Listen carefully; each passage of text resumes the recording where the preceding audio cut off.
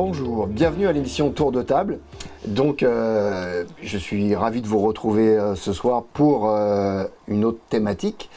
Vous avez vu, mes thématiques sont assez éclectiques, ça varie dans différents domaines. Et puis aujourd'hui, en fait, ma thématique, c'est le marché de l'emploi. C'est une thématique qui m'intéresse, évidemment, vu que je suis conseiller en emploi, c'est quelque chose qui m'interpelle. Et comme on accompagne des jeunes à retourner sur le marché du travail, à trouver un emploi, trouver l'emploi qui leur correspond aussi, puis on voit que ça évolue beaucoup. Donc là, pour ce soir, j'ai 3 invités qui sont avec moi, qui vont m'accompagner tout au long de cet échange, de cette discussion et de cette réflexion sur le marché de l'emploi en 2024, parce qu'on enregistre en 2023, mais on est en 2024 quand vous nous écoutez, évidemment. Donc, aussi.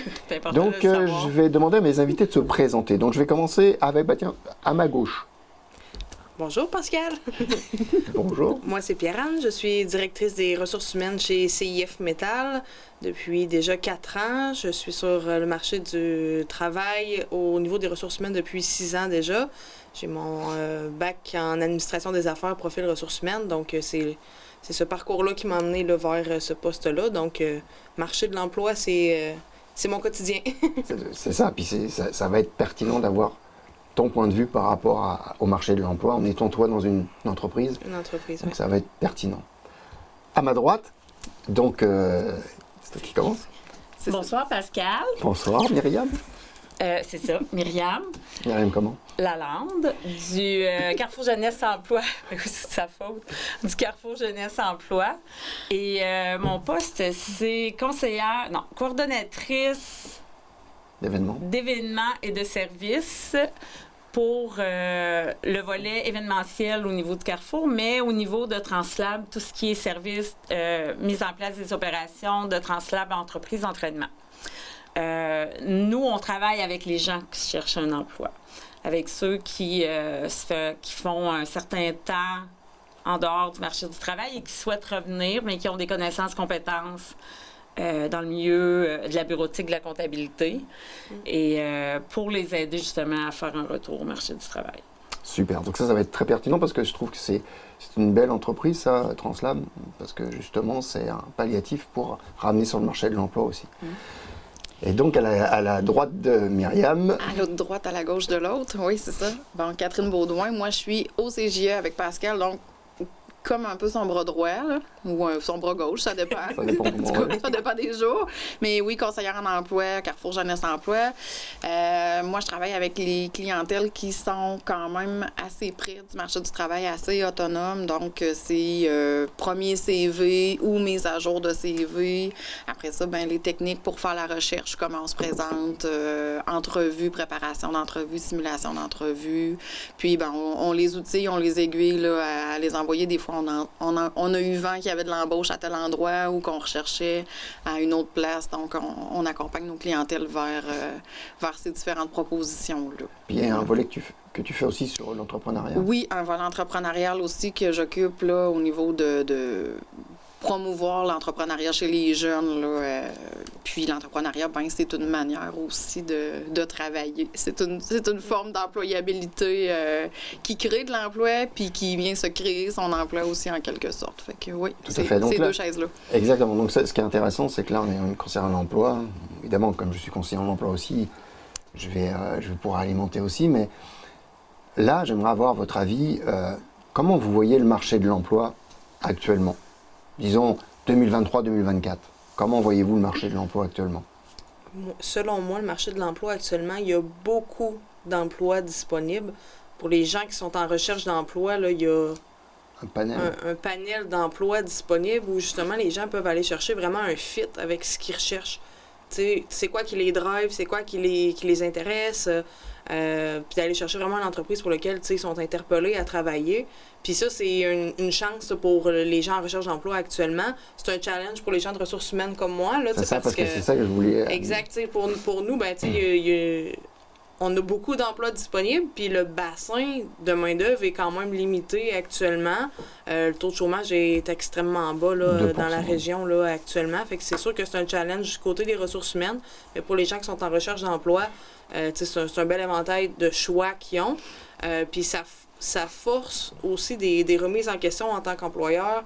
Qu'est-ce qu'on fait pour garder nos gens en emploi? Là, parce que, justement, il y a tellement de compétitivité, il y a tellement de choix dans les emplois actuellement qu'on doit se remettre en question comme employeur. Qu'est-ce qu'on fait pour garder nos gens en emploi? Qu'est-ce qui nous différencie? Puis pourquoi qu'on veut que les gens travaillent chez nous? Fait que c'est un beau challenge RH, mais c'est aussi une belle opportunité pour les gens d'évoluer dans des emplois qui ont vraiment envie d'aller.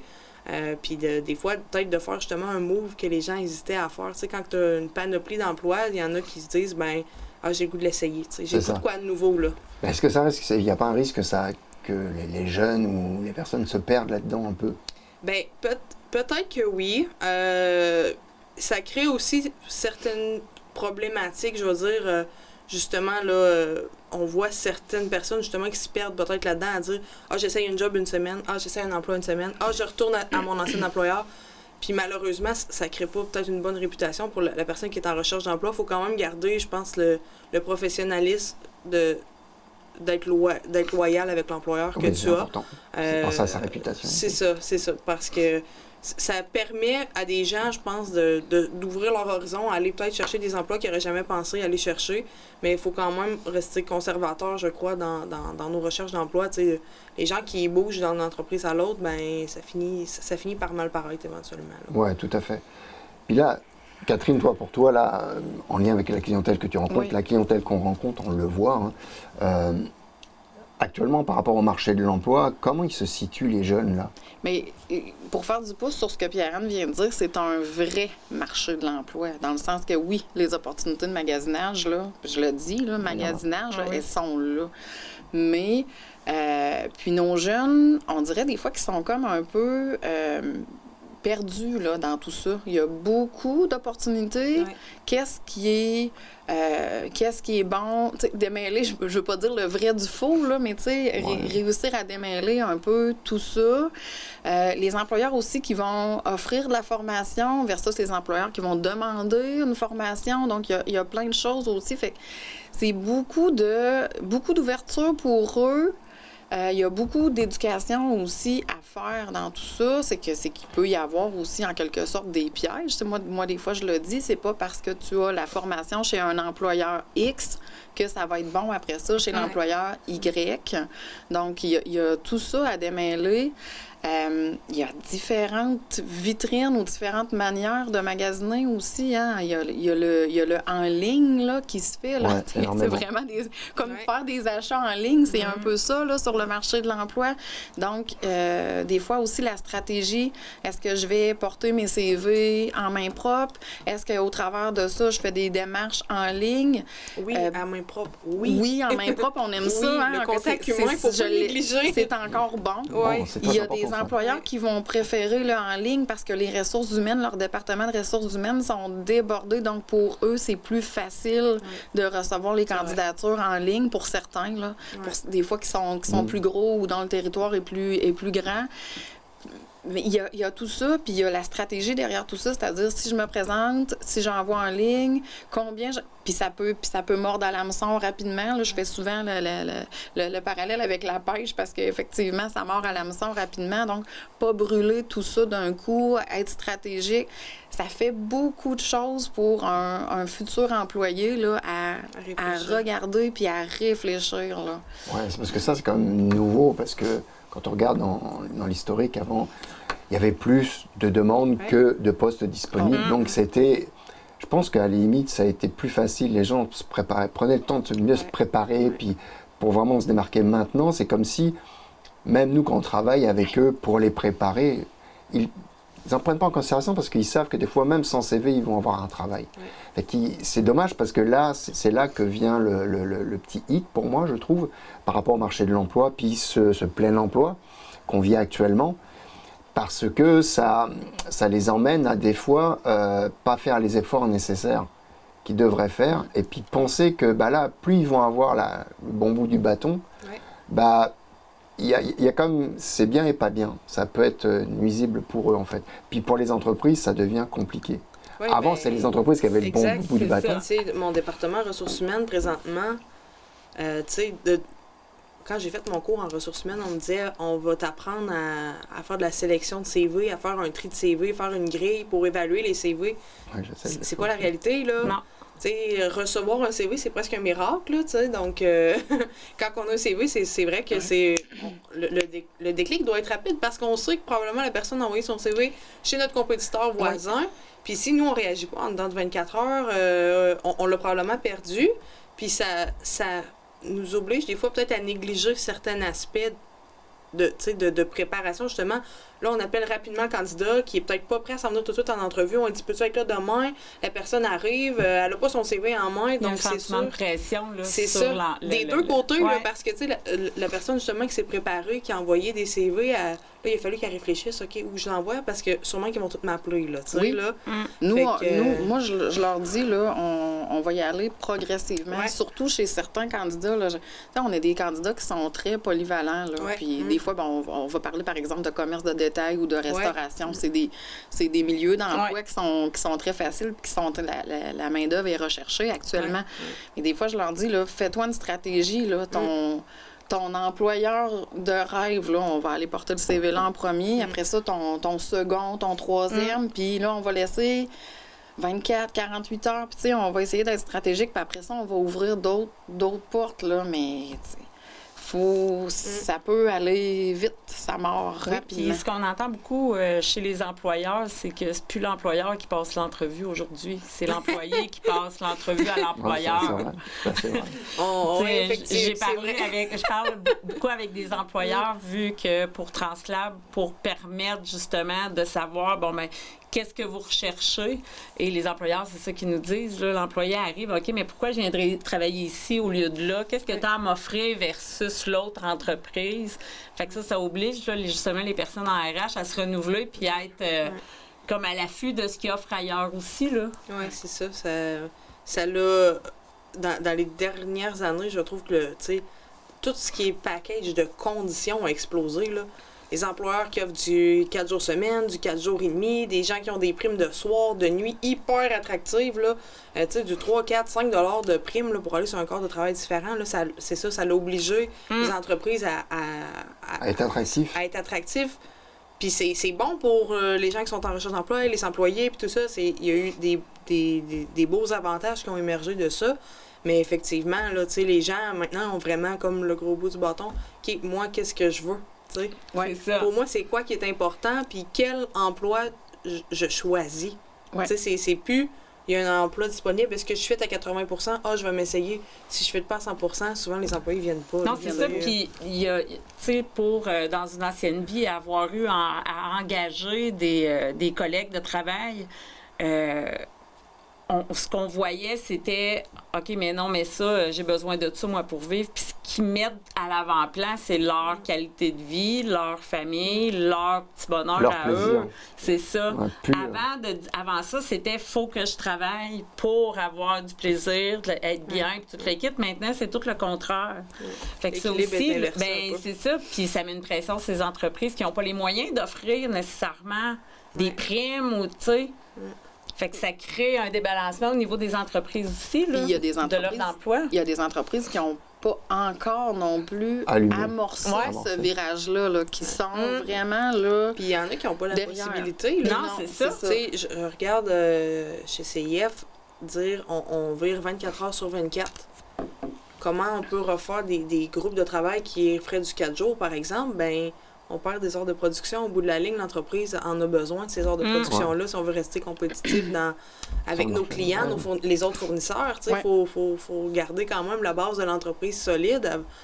Donc, il faut, là encore, être plus imaginatif, aller chercher d'autres choses, aller chercher d'autres avantages que les gens restent chez nous, parce qu'il y a des avantages, des fois, que le voisin peut avoir, que tu peux pas offrir, toi, chez vous. Là, Puis ça, en fait, tel qu'est le marché de l'emploi actuellement, je pense que le défi pour les entreprises, j'en avais un peu parlé dans l'émission qu'on avait fait justement, j'ai fait une émission sur les RH, sur la rétention.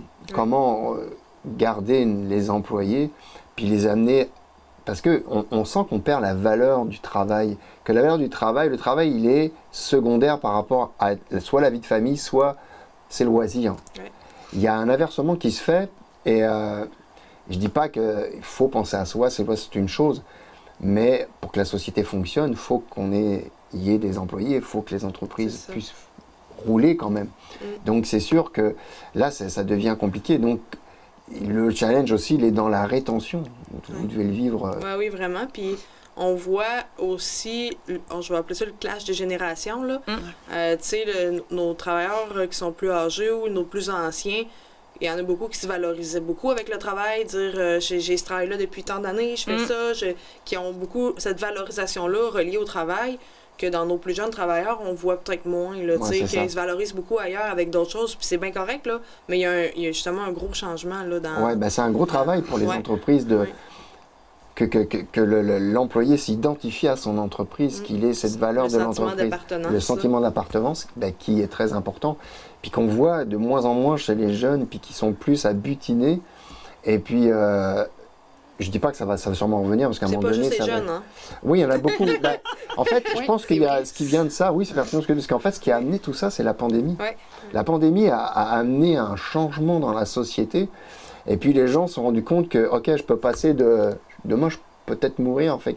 C'est peut-être intense ce que je dis là. Ça a créé comme une espèce d'urgence d'aller essayer d'autres choses. Urgence de vivre, soif d'aller essayer de la vie, là. Puis ça, on peut pas leur reprocher, mais c'est de trouver une stabilité, puis de trouver un équilibre. Et puis c'est sûr que par rapport à mes générations, c'est différent. Puis je comprends l'évolution, mais il y a des fois, il y a quand même des choses à remettre en place. Puis c'est notre tour, nous, en tant que conseillers, des fois, de les ramener. On disait, là, il faut quand même que tu travailles ça, puis n'oublie pas, ça va être important dans ta manière de te présenter. Ne vois pas l'entreprise là, puis voilà, voyez-vous au même niveau, mais tu vas en faire des services.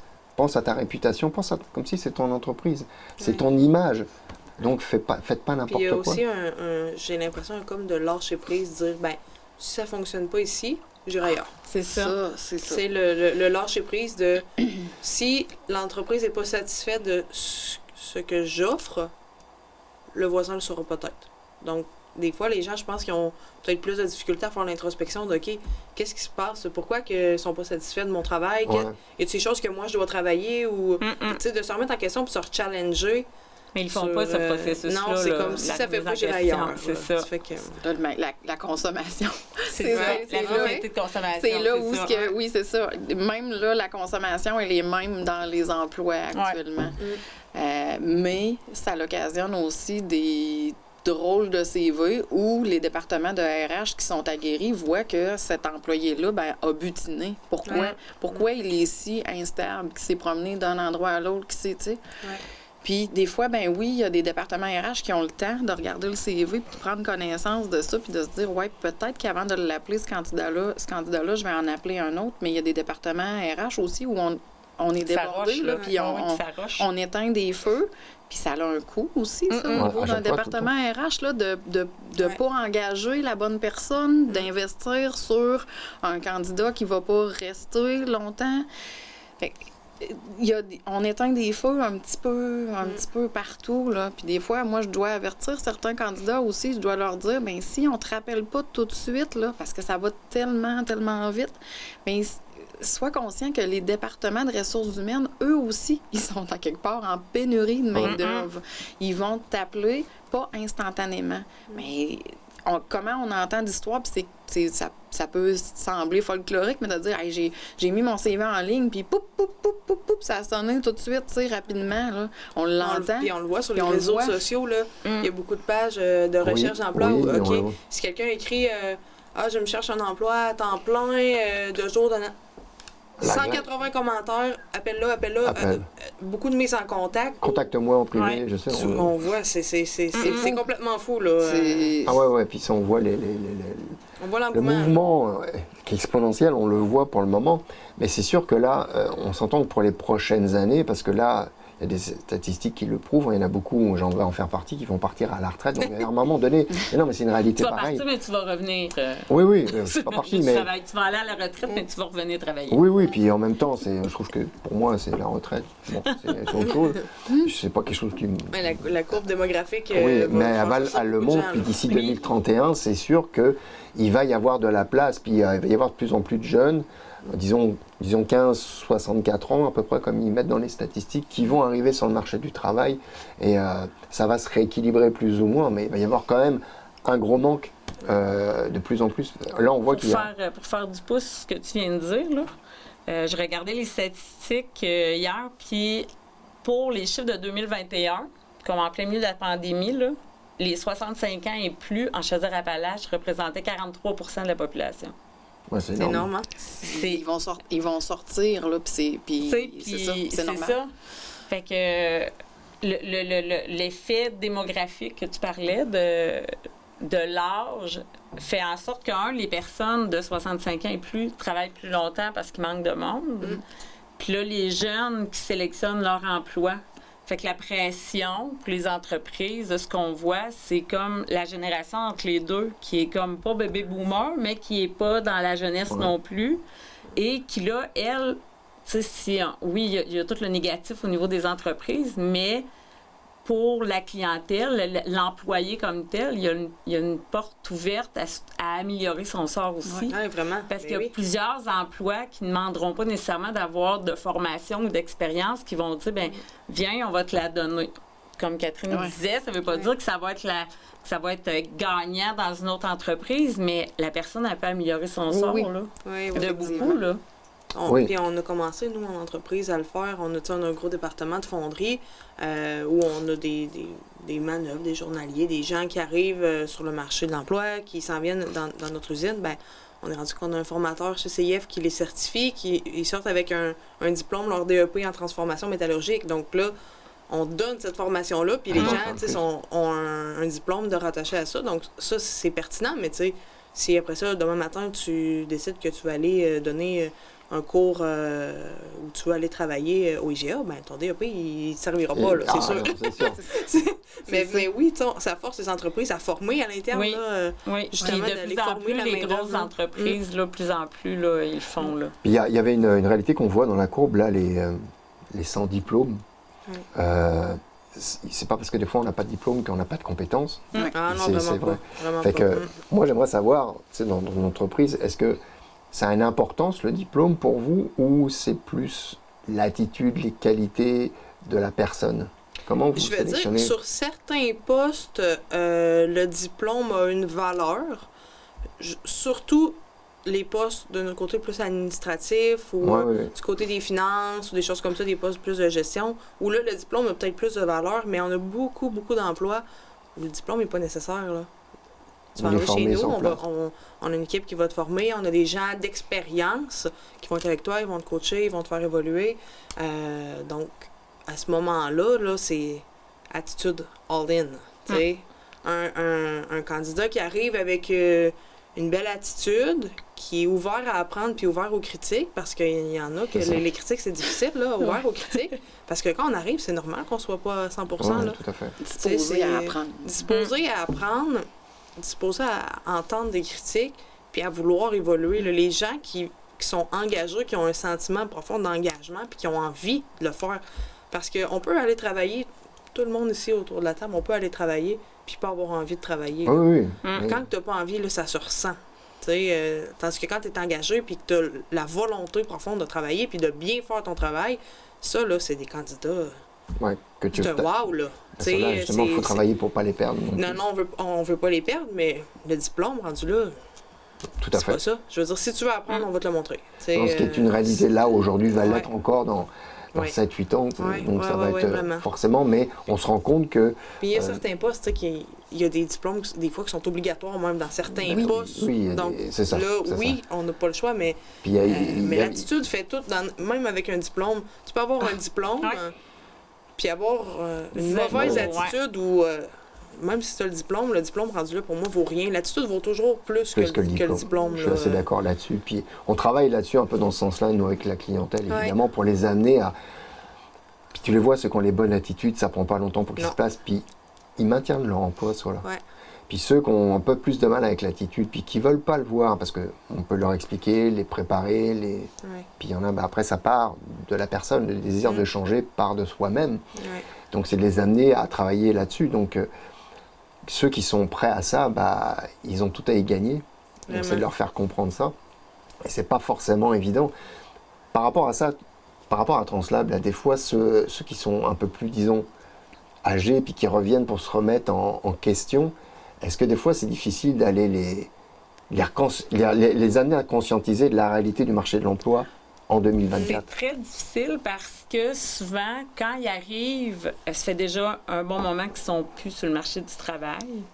Et dans une grande, je ne veux pas dire tout le monde, là, mais dans une grande proportion, il y a des petites problématiques qui ressortent en cours de route. Ça peut être au niveau de la confiance en soi, mais souvent, ça va être au niveau de leur perception de leur valeur versus la vraie valeur. La réalité du marché actuellement. C'est ça. Mais en fait, eux pensent qu'ils peuvent faire tel emploi, mais finalement, au bout du compte, ils visent trop haut, là. Fait que c'est la problématique que là, on vit souvent, que je dois comme un peu dire, ben écoute, attends, on va partir au point de départ et on va aller graduellement. Mais ça, c'est vraiment on pète le ballon, là. C'est un bon québécois, là, c'est ça, là. Faut péter la balloune parce que ils ont une estime, de soi qui va être très basse parce que là, ça fait trop longtemps qu'ils ne travaillent pas. Et là, le marché de l'emploi actuel, c'est de l'inconnu. Puis ça va vite. C'est ça. Et tout va tellement vite qu'ils n'ont pas la rapidité encore pour être capable de naviguer dans cette catégorie, dans cette mer d'emploi-là qui est disponible, mais en même temps, des fois, pas accessible. Fait que c'est très difficile pour les conscientiser. Et heureusement, je travaille avec 2 très bons conseillers en emploi qui m'aident à ce niveau-là. Mais c'est aussi que chez les clientèles un peu plus âgées, on leur a dit que maintenant, on pouvait comme pratiquement tout faire aussi. C'est là où des fois, on vient péter la bulle. Mais c'est pas vrai que, tu sais, dans le domaine administratif, tu peux tout faire. Il y a des bases à connaître, là, des entrées, des sorties, point de vue comptable. Juste tout ce qui est informatisé. Si on recule d'il y a 20 ans. Une grosse transformation numérique des entreprises. C'est ça. Fait que si j'ai une participante qui veut travailler dans un bureau, mais qu'elle a appris avec une dactylo, aujourd'hui, il faut que ça parte à ouvrir l'ordinateur avant d'aller écrire ton texte. Ouais. Fait que, tu sais, c'est cette réalité-là. Elle a des connaissances. C'est juste les adapter à aujourd'hui, mais... Les mettre à jour.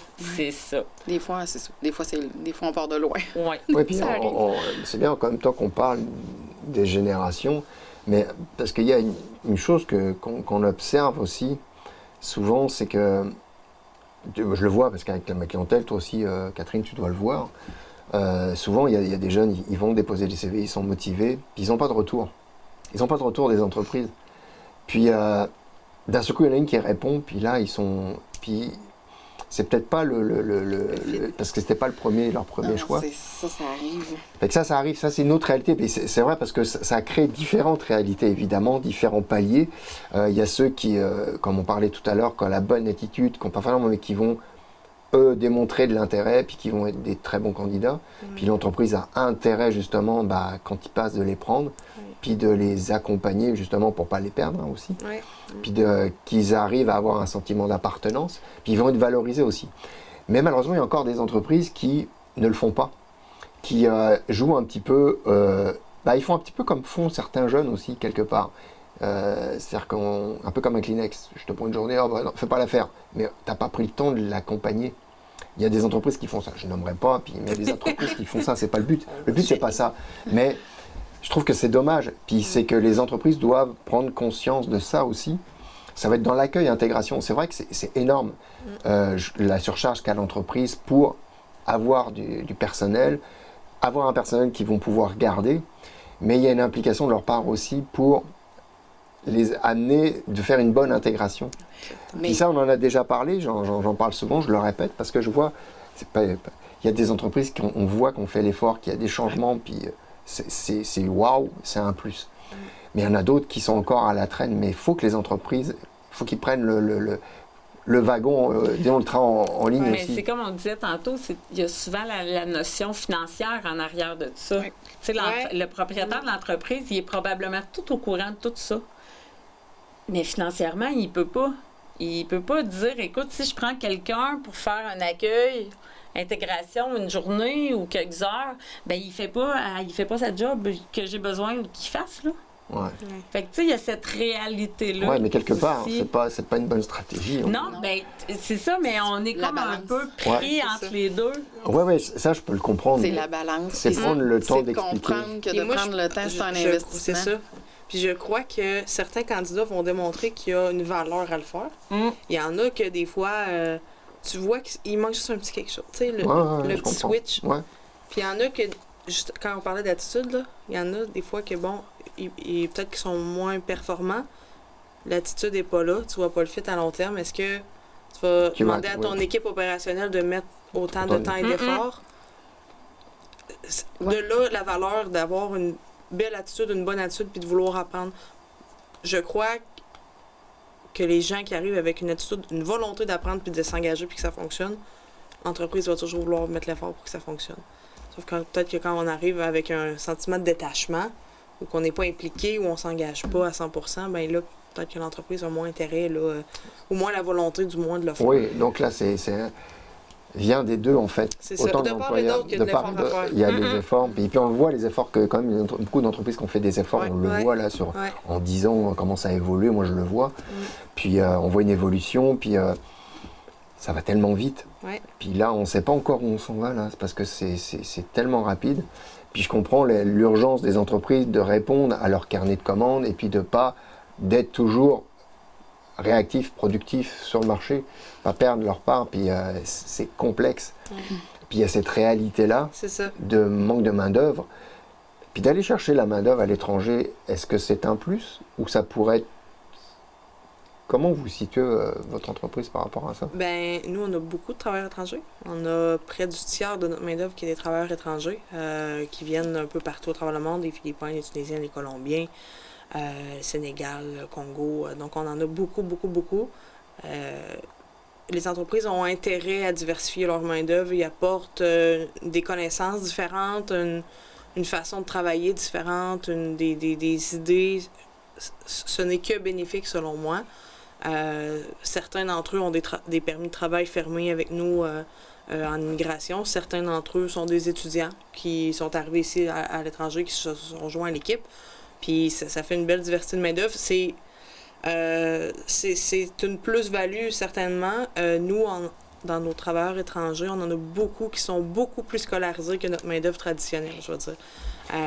Il y en a beaucoup là, qui sont ingénieurs en procédés métallurgiques, qui sont ingénieurs en fonderie, qui ont des baccalauréats en ingénierie mécanique, qui font des postes qui sont peut-être moins up-to-date avec leur diplôme, mais justement, ils amènent un lot de connaissances et de compétences qui est vraiment pertinent pour l'entreprise, puis on a intérêt à en prendre compte. C'est un savoir-faire incroyable. Oui, vraiment. Ils arrivent vraiment avec des connaissances, compétences vraiment intéressantes. Puis justement, comme le bassin de main-d'œuvre est beaucoup plus élargi, on va sélectionner des gens qui fit exactement on va dire, dans notre profil idéal.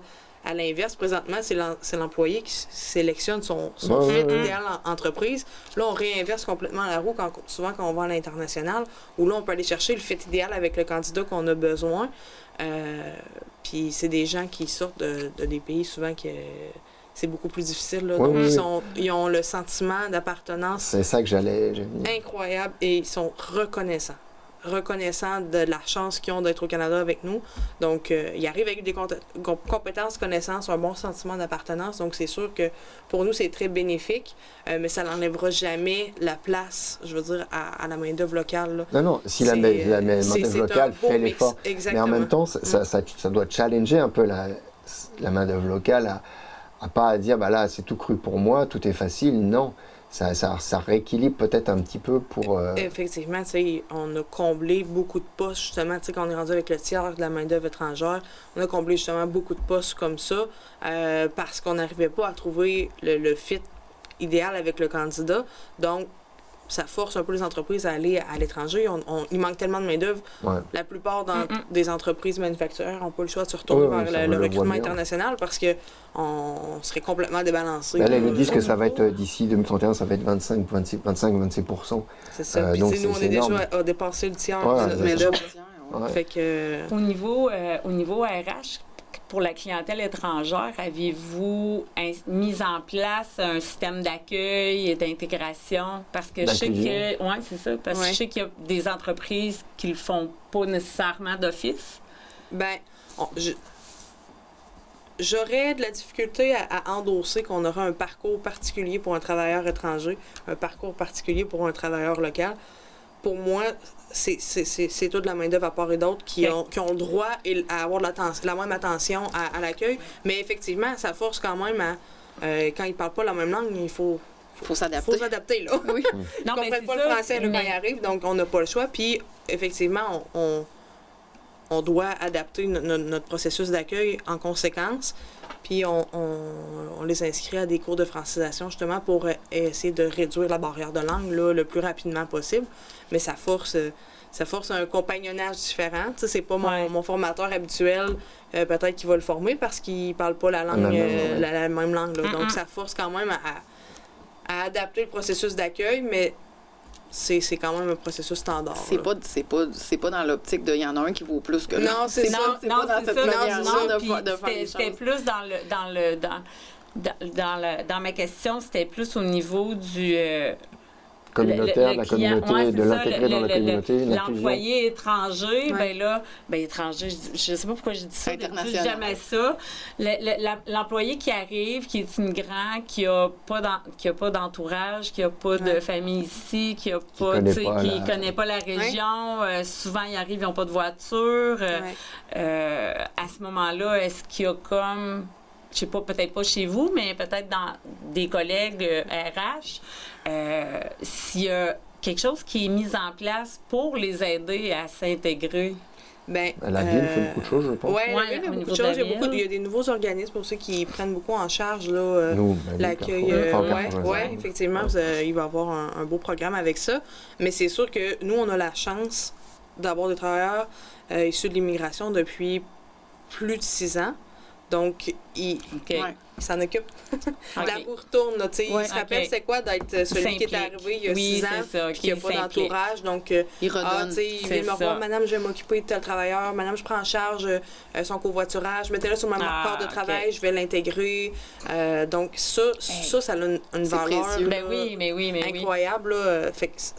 Puis, on ne sera jamais assez reconnaissant parce que c'est sûr que si ça retombait toujours dans mon département RH à dire qu'il faut que j'aille avec passer son permis de conduire à la SAC, je dois aller l'accompagner pour lui montrer où l'épicerie, où la caisse, ça serait beaucoup, mais là justement en ayant des gens qui sont là depuis 6-7 ans, donc eux ils prennent ce relais-là avec nous là.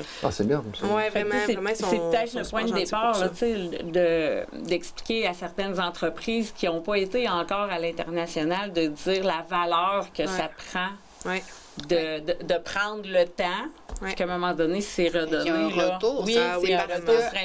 C'est parce qu'à l'origine, ces employés-là qui sont là depuis 6 ans, au début, quand on les a accueillis, on les a encadrés, on les a amenés, puis là, ça leur fait plaisir de redonner. Donc, ça a été payant. Le temps qu'on a mis, là, il y a 6 ans, là, il a été payant, là, parce que là, la boucle se fait. Puis là, les parrainés, à un moment donné, ils se disent, à un moment donné, ça va être moi qui va reparrainer, tu sais. Ça fait de pouvoir redonner aussi, puis de pouvoir partager son expérience, c'est extrêmement précieux, ça, pour eux aussi. Là. Et là, puisque là, on parle un petit peu d'immigration en lien avec le marché de l'emploi, mais est-ce que tu sens dans l'entreprise que les employés migrants que tu as s'intègrent dans la communauté, se sentent impliqués? Ils aiment leur pays d'accueil. Ça, là, ils sont très reconnaissants du Canada de façon générale. C'est sûr qu'avec une grande masse qui est notre tiers de nos travailleurs, qui représente à peu près 70 travailleurs étrangers présentement, là, c'est sûr que le nouveau travailleur étranger qui vient se joindre, d'office, va aller peut-être plus se rattacher à mes anciens travailleurs, où là, le mix, c'est plus difficile à faire. C'est sûr que ça a une contrainte à ça. Puis justement, quand je leur demande d'apprendre le français, des fois, quand tu travailles toujours avec ton compagnon qui parle ta langue, ça force moins l'apprentissage. Fait il faut quand même... faut faire un effort, nous, en tant qu'entreprise aussi, de dire, moi, quand je vais communiquer avec eux, je vais leur parler en français. On va essayer d'adapter, de les forcer à apprendre, puis de justement de s'embarquer dans la gang, pas juste rester avec votre petite niche ensemble. Là, je veux dire, mais de toute façon, dans toute l'entreprise, je pense que le mix se fait bien avec les employés locaux. Oui, ça va bien. Ça va bien? Oui, ça va bien. L'accueil, Il y a quelque chose de naturel aussi dans tout ça. Là.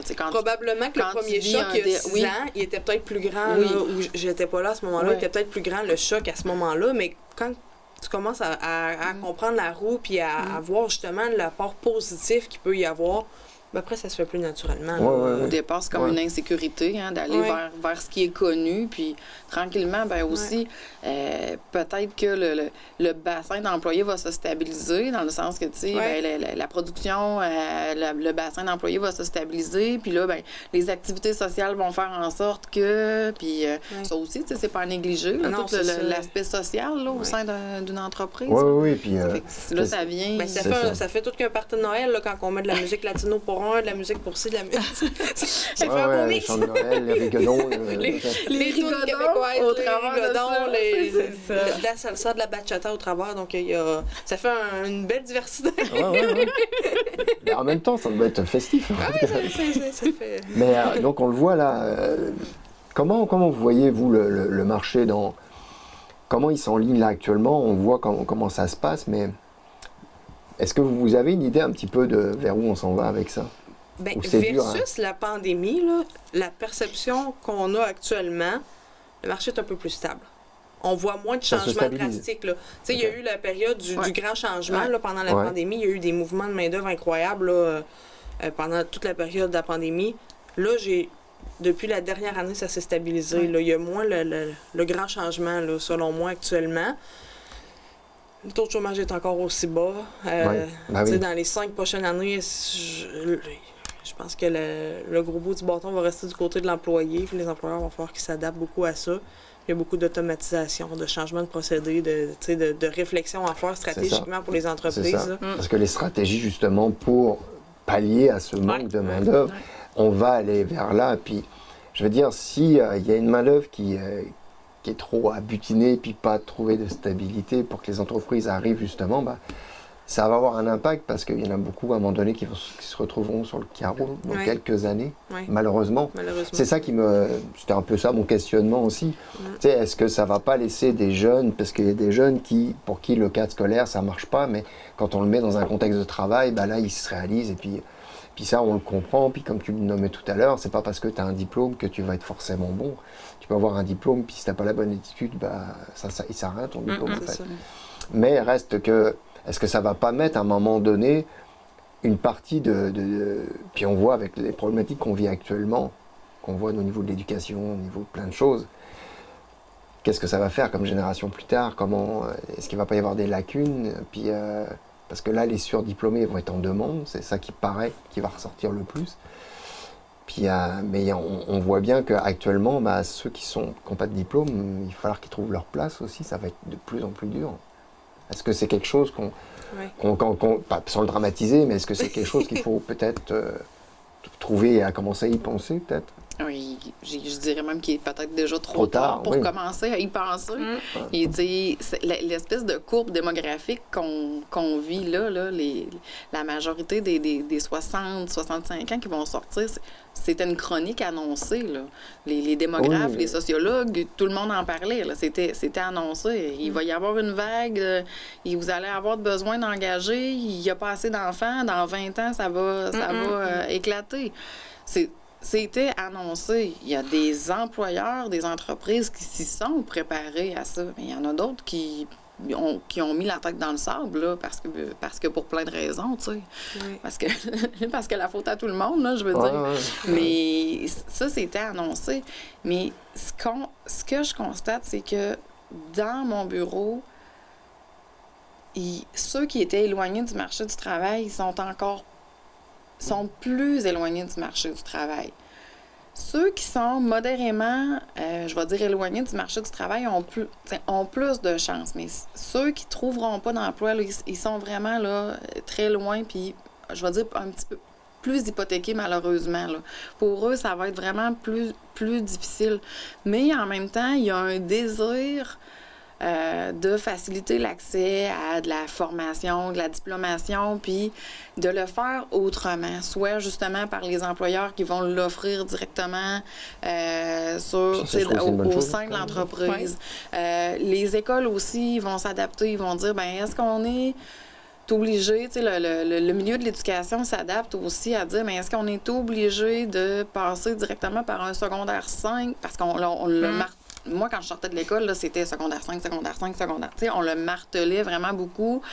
Maintenant, on n'est plus dans cette réalité-là. Donc, il y a des chemins de traverse qui s'organisent pour faciliter l'accès à des formes de reconnaissance ou à des formes de formation différentes. Et je regarde chez Translab, tu sais, on le fait différemment du côté de Translab. En entreprise, on le fait différemment. Mais c'est ça, moi j'ai toujours avec le bémol de c'est pas parce que tu as la formation chez X que ça va être bon chez Y. C'est ça. Par contre, l'employeur, lui, il a à gagner dans ça parce qu'il peut fidéliser. On fidélise un peu comme les employés, comme si c'était des clients aussi. Donc, il peut fidéliser, venir créer un lien d'appartenance. Donc, ça peut être des situations gagnant-gagnant, mais la formation doit aussi évoluer. Là. La manière de former les gens doit évoluer. Oui, c'est sûr. Ça, on le voit. Puis même au niveau de l'éducation, l'adaptation, ça évolue. Formation professionnelle, les formations aux adultes. Puis c'est de les ramener des fois, puis de les accompagner. C'est pas simple, hein, on le voit bien. Il y a une pénurie partout. Donc on sent que... Mais justement, on prévoit dans les statistiques que les surdiplômés seront en grande demande. On va peut-être nous en manquer, mais probablement que le marché actuel fait ça. Justement, le diplôme est tellement, je veux dire, peu valorisé actuellement dans le sens qu'on dit on va te former en entreprise, on va te développer. Si tu veux apprendre, on va le faire. Et où la valeur aller chercher des diplômes? Oui, bien là, c'est le danger. Le danger est là. Tu sais, probablement que de là ressort la statistique de dans peut-être 10 ans, il va nous en manquer des gens qui ont des diplômes parce qu'il y a certains pas stratégiques où t'as pas le choix. T'auras pas le choix d'en avoir. On fait juste regarder en enseignement, là. C'est ça. On en a besoin. On en a besoin. Ben, tu sais, c'est ça, pour pas le dire, là. On regarde en enseignement, ils engagent des gens qui n'ont pas de diplôme en enseignement. Puis avant ça, il n'était pas question, là. Non, puis tu sais, il y a une raison à ça, selon moi, là. Ben, oui, là, ça serait un autre débat, là. Mais si je recule, moi, quand j'étais à Polyvalente, au cégep, ces formations-là, c'était toutes contingentées, là. Infirmières, médecins, policiers, enseignants. Puis aujourd'hui, il en manque. Fait que ça aussi, c'était quelque chose qui était prévisible. Il y avait une problématique, là. Ça aussi, là, c'est prévisible, là, la même chose comme tu disais tantôt. Puis, mais on voit qu'ils font quand même des efforts pour favoriser, remettre en valeur le DEP, la formation professionnelle. Puis ça, c'est tellement important. Puis en France, on a fait la même chose. On a dévalorisé à un moment la formation professionnelle, alors que on se rend compte que c'est le ciment. Fait que c'est parce qu'il y aura toujours... Mais c'est pas tout le monde qui est capable d'aller faire des formations de 3 ans. Puis l'inverse aussi. Moi, demain matin, on me demande d'aller chercher une formation en construction ou en soudure. Tu t'as pas, c'est ça? J'y arriverai pas, là. Je ne performerai pas. Donc, à chacun son cadre d'emploi où il peut être performant, puis il peut se développer avec ses forces et qualités. Là, puis de l'autre côté, il y a tout le volet, la notion maintenant qui est intégrée, qu'il n'y avait pas avant, c'est la reconnaissance des acquis. Quelqu'un qui a appris dans une entreprise, qui a fait 2-3 entreprises, qui a appris sur le tas, comme on dit, mais est capable d'aller faire reconnaître. C'est ça, ses compétences. Ses connaissances, ses compétences, puis d'avoir un diplôme. Fait que des fois, c'est juste de dire, la personne, ça se fait dire, ben t'as pas de diplôme, ben on est capable de les enligner vers ça aussi. Oui, puis il y a cette opportunité-là de les amener à aller faire une reconnaissance des acquis. C'est valorisant. Puis c'est valorisant pour eux, parce qu'il y a quand même quelque chose derrière tout ça, c'est la valorisation dans son travail aussi. Parce que oui, on travaille parce qu'on a besoin de manger pour vivre, mais il y a une manière d'exister aussi, puis d'être valorisé dans le travail qu'on va faire, peu importe qu'on soit balayeur, peu importe le poste. chaque poste a son importance. Puis dans le maillon, pour que ça fonctionne, il faut que chaque poste a autant d'importance. Donc arrêter la dévalorisation, puis dire tel job, c'est ci, c'est ça, les préjugés. Donc il faut sortir de ça, puis d'aller vers le jeune, là, parce que ceux qu'on va former pour le futur, qui vont faire l'avenir aussi, qui trouvent leur voie, puis qui y aillent avec leur force aussi. Oui. Ça vient aussi de, quand ils sont à l'école, de les détecter, puis de les accompagner là-dedans. Parce que malheureusement, on ne voit pas vraiment encore. C'est en train de changer, mais... c'est plus ouvert que ça a déjà été au milieu scolaire. Je trouve que c'est pas tant le milieu scolaire qui s'est adapté. Je pense que c'est tout autour du milieu scolaire que là, il y a des gens, des organismes qui se sont adaptés, qui ont offert des services comme au CJE, qui a le milieu adapté de scolarisation. Bien, ça, c'est un petit plus pour aider les jeunes, justement, à aller en milieu de travail. Ceux qui ont plus de difficultés avec le cadre strict scolaire. Je pense que c'est autour du milieu scolaire que les gens ont dit, ben là, on a besoin de plus, on a besoin de travailler différemment, on a besoin de les aider différemment. Les accompagner. Oui. C'est ça, les accompagner vers l'emploi. Un des défis dans tout ça, c'est que on a pris connaissance qu'on était tous uniques, qu'on avait des besoins tous différents. Donc, on veut plus non plus rentrer dans un moule. Hein, tu connais tous tes employés, tu sais que un tel a plus de facilité avec ça, moins de facilité avec d'autres choses. Ces temps-ci, un vit... ça, c'est important. Puis ça, c'est un enjeu important pour les ressources humaines. Oui, ils sont sur le payroll. Moi, non, là, ce n'est plus qu'un payroll. Non, ça peut plus être juste un numéro sur le paye. Ça, c'est un défi aussi de la ressource humaine. Vraiment. Pas simplement un département RH, parce que ce qu'on voit pas simplement un département administratif, parce que ce qu'on voit des fois dans des entreprises, c'est qu'ils ont un département administratif puis ils ont des employés. Mais l'idée, derrière aussi tes études en ressources humaines, de faire valoir ces professions-là qui sont importantes, les ressources humaines pour les entreprises. Il y a des entreprises qui tardent à prendre ce virage-là, qui se disent « Ah, mais moi, je fais les payes, moi, je m'occupe de l'assurance collective. » Oui, mais est-ce que tu t'occupes de concrètement aller voir l'humain dans ton entreprise? Parce que tu as tout à gagner. Ça rentre dans le plus que tu disais tantôt. Ça, c'est... valoriser ces professions-là sont extrêmement importantes. Oui, puis on le voit depuis une dizaine d'années. Disons, moi, les RH, j'entends parler de ça depuis plus de 20 ans. Mais au début, moi, quand j'ai eu mon bac, c'était à une époque où c'était les débuts qu'on parlait de RH, tout ça. C'était dans les grosses entreprises. Oui, c'était dans les grosses entreprises que j'étais, mais on commençait à en parler, c'était le début. Puis, mais reste que maintenant, on voit l'importance du rôle du RH dans... Puis c'est parce que ça fait le lien aussi avec le marché de l'emploi. Donc le rôle important que les entreprises en prennent conscience, comme dans ton entreprise, cette conscience a été prise. Puis tu sais que comme vous vous adaptez aussi rapidement, puis l'impact positif que ça peut avoir. Donc c'est tout le temps en mouvement, quoi. Donc évidemment, le marché de l'emploi change. Puis ça va être la même chose pour les jeunes lorsqu'ils vont se retrouver à aller sur le marché de l'emploi.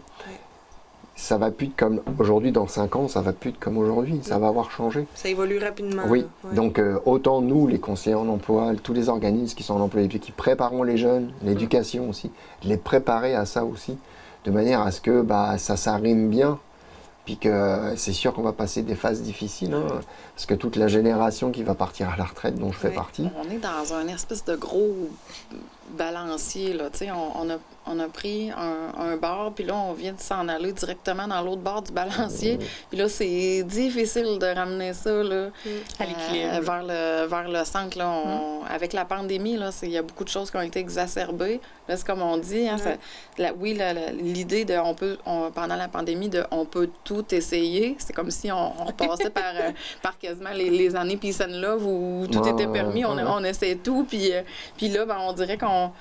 Puis là, je parle au travers de mon chapeau parce que je n'ai pas vécu ces années-là, mais tu sais, puis là, on dirait qu'on revient, en tout cas, on essaie de retrouver l'espèce de centre, mais dans une drôle de conjoncture économique, dans une... tu sais, où je pense que la pandémie n'a fait que accélérer le processus qui serait arrivé de toute façon. Je pense qu'elle l'a juste mis en avant. C'était commencé avant la pandémie. C'était commencé déjà avant la pandémie depuis quelques années. C'est juste que là, la pandémie c'est comme un mur Tout le monde a frappé. Tout le monde a frappé le mur. C'est comme ça, c'est qu'il n'y avait plus de lendemain. Oui, c'est ça. Ça a fait, OK, attends un peu, là, c'est vrai ce qui se passe, là. Fait que tout le monde, avant la pandémie, plusieurs entreprises avaient probablement la tête dans le sable, disaient « Ah, ben non, ça va se placer. » Puis on est pris dans le day-to-day, puis dans tout ce qui va vite, tout ce qui court. Puis là, ben, la pandémie a fait, ben, on n'a pas le choix d'arrêter. On n'a pas le choix de tout mettre stop. Puis c'est là qu'on se fait confronter à ce qui se passe vraiment, là. Fait que c'est, en fait, pour conclure un petit peu, en fait, le débat, la thématique, c'est que on voit que le marché de l'emploi, oui, il est en évolution, il va vers quelque chose de... On ne le sait pas encore vraiment, mais c'est d'être toujours au jour le jour, puis d'être proactif. Ce serait le mot d'ordre, en fait. Autant les jeunes dans leur démarche que les entreprises dans la manière d'accueillir, puis d'aller chercher les employés qui vont leur manquer éventuellement. Il faut se tenir au courant. Il faut se tenir au courant, puis pas avoir la tête dans le sable. Et puis, pas rester les deux pieds dans le même sabot, quoi. Non, exact. Autant les entreprises, puis moi, le mot sur le marché de l'emploi, une bonne attitude au travail va toujours être gagnant. Peu importe le marché de l'emploi. Puis on le voit depuis quelques années, c'est ça qui ressort, le savoir-être, la bonne attitude, qui va faire toute la différence. Ben, je vous remercie beaucoup pour cet échange, c'était très intéressant. On a bien alimenté la chose, on pourra en parler encore des heures. Moi, je suis verbomoteur, puis il y aura encore des choses à dire là-dessus. Je vous remercie du temps que vous avez consacré à venir échanger avec moi pour le marché de l'emploi. Ça reste un sujet qui va être encore un petit peu, disons, ça va être sensible un petit peu encore quelques années, mais ça s'en va vers le fond, on est conscient, puis mettre les bons efforts aux bons endroits, puis je pense qu'on va réussir à passer au travers de cette... je pense qu'on peut être positif. On peut être positif. Oui. Merci beaucoup, je vous remercie pour votre attention, puis pour peut-être votre fidélité, je ne sais pas, si j'en ai une, je ne le saurai pas tout de suite, mais je vous remercie beaucoup, et je vous souhaite une bonne fin de soirée. À prochaine émission de Tour de Table, très prochainement. Merci.